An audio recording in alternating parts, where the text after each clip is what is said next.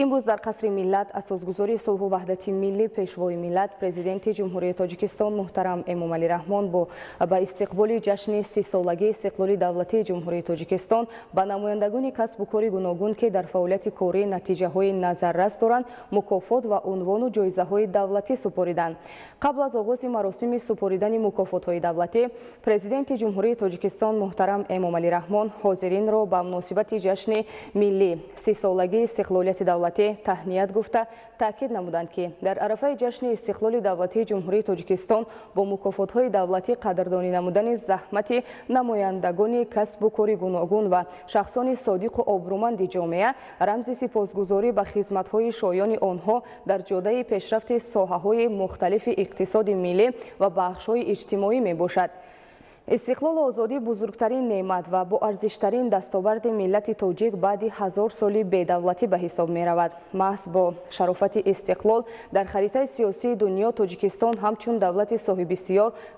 صاحب اختیار با وجود آمد و به حیث عضو برابر حقوق جامعه جهانی اعتراف گردید. استقلال دولتی در سرنوشت ملت توجیک گردش کلی گردیده و مردم تاجیکستان امکانیت نادر تاریخی بنیاد دولت متمدن جوابگو به منفعت‌های کشور، خلق آن و ایجاد ارکان دولتداری معاصر را مهیا نمود. پرزیدنت مملکت قید نمودند که چون آنان در عرفه هر یک جشن ما کارهای انجام داده خود را تحلیل و جمع‌بست می‌کنیم، خلاصه و نتیجه گیری می‌نماییم و وظیفه‌های منبعد را معین و مشخص می‌سازیم. ما تا امروز برای پیشرفت ساحه‌های صنعت، نقلیات، انرژتیک، ساختمان، بخش خصوصی، رشد صادرات، از خودکنی زمین‌های نوی آبیاری شونده، کشاورزی، رشد سیاحی، علم و معارف، تندرستی، حفظ اجتماعی اهالی، فرهنگ، تطبیق سیاست جوانان، زنان و عائله، رشد ورزش و ادامه دادن تطبیق سیاست خارجی صلح‌جویانه و سازنده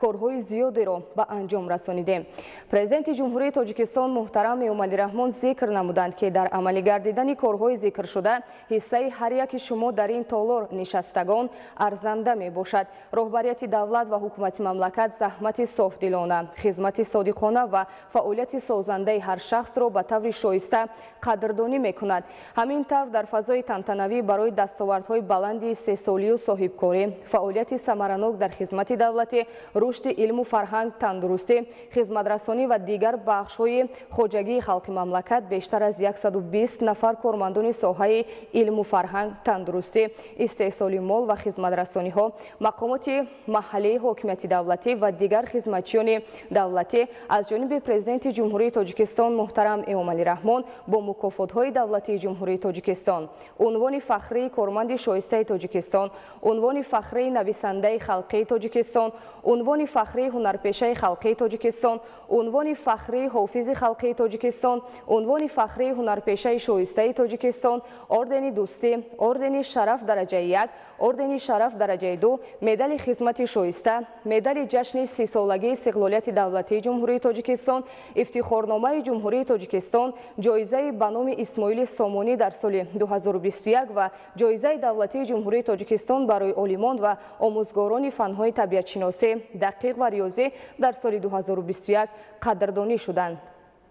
در مراسم سپاریدن مکافات‌های دولتی با فرمان پرزیدنت جمهوری تاجیکستان درباره سرفرازگردانی کارمندان ساحه علم و فرهنگ، تندرستی، استحصال مال و خدمترسانی‌ها، مقامات محلی حاکمیت دولتی، دیگر خدمتچیان دولتی و صاحبکاران برای سهم ارزنده در رشد علم و فرهنگ مملکت، حفظ سلامتی اهالی، فعالیت ثمرناک در خدمت دولتی و دستاوردهای بلند استحصالی 34 نفر با عنوان فخری کارمند شایسته تاجیکستان، 2 نفر با عنوان فخری نویسنده خلقی تاجیکستان، 5 نفر با عنوان فخری هنرپیشه خلقی تاجیکستان، 1 نفر با عنوان فخری حافظ خلقی تاجیکستان، 5 نفر عنوان فخری هنرپیشه شایسته تاجیکستان، 1 نفر با اردن دوستی، 2 نفر با اردن شرف درجه 1، 13 نفر با اردن شرف درجه 2، 29 نفر با مدال خدمت شایسته، 4 نفر با مدال جشنی 30 سالگی استقلالیت دولتی جمهوری تاجیکستان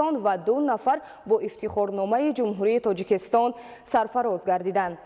ҳамчунин тибқи қарори комиссияи дарёфти ҷоизаи ба номи Исмоили Сомонӣ дар соли 2021 ки бо қарори ҳукумати Ҷумҳурии Тоҷикистон тасдиқ шудааст, 12 нафар барандагони ҷоиза и ба номи Исмоили Сомонӣ дар соли 2021 гардиданд. 18 марти соли 2020 Президенти Ҷумҳурии Тоҷикистон муҳтарам Эмомалӣ Раҳмон дар вохӯрӣ бо олимони кишвар бо мақсади ислоҳи камбудиҳои ҷойдошта дар муассисаҳои таълимӣ ва беҳтар кардани сифати таҳқиқоти илмӣ дар ҳамаи институту марказҳои илмии академӣ пешниҳод намуданд ки ҳукумати мамлакат барои ҳавасманд гардонидани олимону омӯзгорони фанҳои табиӣ ва дақиқу риёзӣ мукофоти махсуси давлатӣ таъсис диҳанд ва ҳар сол 15 нафар омӯзгорону олимони беҳтарин бо ин мукофот сарфароз гардонида шаванд. Бори аввал тибқи қарори комиссияи дарёфти ҷоизаи давлатии Ҷумҳурии Тоҷикистон барои олимон ва омӯзгорони фанҳои табиатшиносӣ дақиқ ва риёзӣ дар соли 2021 ки бо қарори ҳукумати Ҷумҳурии Тоҷикистон тасдиқ шудааст, 15 нафар омӯзгорони беҳтарин соҳиби ҷоиза гардиданд. ҳамин тавр аввалин шуда бо ин мукофоти давлатӣ омӯзгори фанни химияи мактаби президентӣ барои хонандагони болаёқати шаҳри Хорух Абдулбеков Алидод сарфароз гардонида шуд. ҳамчунин омӯзгори фанни технологияи иттилоотии литсеи физикӣ математикии рақами 1 ба номи академик Муҳаммад Осимӣ Ачилов Ҳусейн, профессори кафедраи химияи органикӣ ва биологияи донишгоҳи давлатии омӯзгории Тоҷикистон ба номи Садриддин Айнӣ Бандаев Сироҷиддин, омӯзгори фанни физикаи литсеи донишкадаи политехникии шаҳри Хуҷанд Бобоҷонов Ҷурайбой, омӯзгори фанни химияи литсеи рақами 3 барои хонандагони болаёқати шаҳри Душанбе Зумратов Азизбек, профессори кафедраи химияи физикӣ ва коллидоии донишгоҳи миллии Тоҷикистон Раҳимова Мубашширахон, омӯзгори фанни технологияи иттилоотии литсеи рақами 3 барои хонандагони болаёқати шаҳри Душанбе Рӯзиева Фароғат, омӯзгори фанни химияи литсеи интернати президентӣ барои кӯдакони болаёқати Ҷумҳурии Тоҷикистон Собиров Ҳушанг, омӯзгори фанни химияи литсеи давлатии Орионои шаҳри Бохтар Тошев Қобил, мудири кафедраи биологияи тиббӣ бо асосҳои генетикаи донишгоҳи давлатии тиббии Тоҷикистон ба номи Абуалӣ ибни Сино Холбеков Мирзо Аҳмад, мудири кафедраи барномарезӣ ва низоми иттилоотии донишкадаи политехникии донишгоҳи техникии Тоҷикистон ба номи академик Муҳаммад Осимӣ дар шаҳри Хуҷанд Худойбердиев Хуршед, омӯзгори фанни математикаи муассисаи таҳсилоти миёнаи умумии рақами 12 ноҳияи Роштқалъа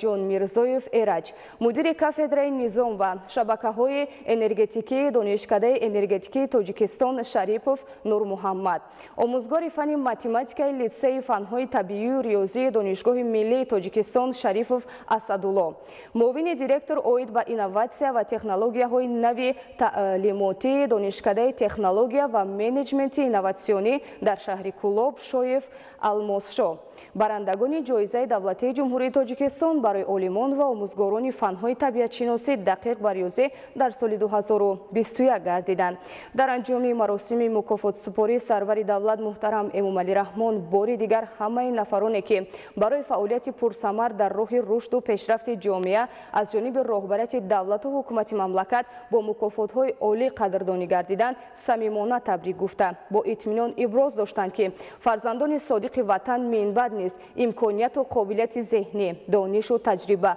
маҳорату малака ва саъю талоши худро барои боз ҳам ободу пешрафта гардидани Тоҷикистони соҳиби истиқлол, таҳкими сулҳу оромӣ, суботи сиёсӣ, ваҳдати миллӣ ва баландбардоштани сатҳи некуаҳволии сокинони мамлакат равона месозанд.